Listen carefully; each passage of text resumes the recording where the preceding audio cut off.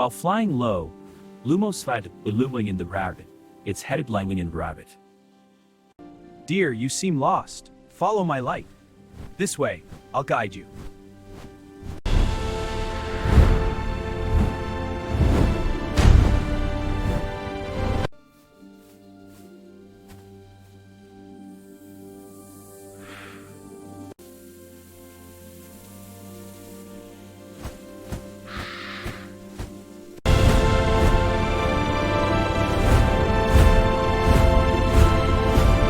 At last, Lumo the Macaw returned to its tree. Its glowing head lit up its small home. Wherever Lumo was, there was always light. At last, Lumo the Macaw returned to its tree. Its glowing head lit up its small home. Wherever Lumo was, there was always light.